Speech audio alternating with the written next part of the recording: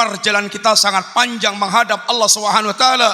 Maka kata Ali, di antara sifatul mukminin, mereka adalah senantiasa berbekal liyaumir rahil wal istidadu liyaumir rahil, senantiasa bersiap-siap untuk menghadapi hari yang sangat panjang kita bertemu dengan Allah, dan tidak ada yang lebih manfaat untuk kita siapkan kecuali yang pertama adalah at-tauhidu, yaitu bagaimana kita menjadi hamba Allah yang bertauhid, yang membersihkan di segala kesyirikan.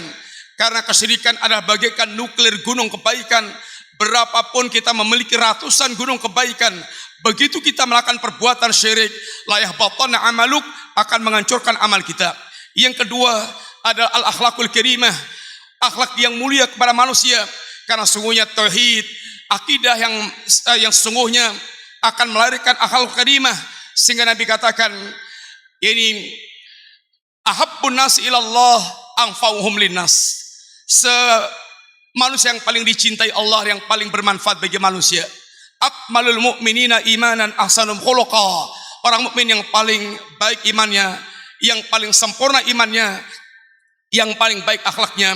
Yang ketiga, jangan lupa senantiasa kita bertaubat kepada Allah Subhanahu wa taala, karena at-taib kamala danbanlah, orang bertaubat seperti tidak punya dosa sama sekali.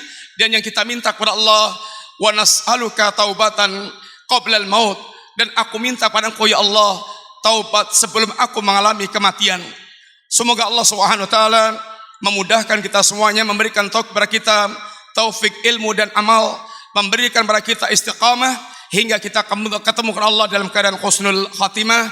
Terima kasih banyak kepada semua Bapak Takmir dan para ikhwan sekalian. Segala kurang minta maaf. Wassallallahu ala nabiyyina Muhammadin wa ala alihi wasallam. Assalamualaikum warahmatullahi wabarakatuh. STA TV Media Syiar Islam.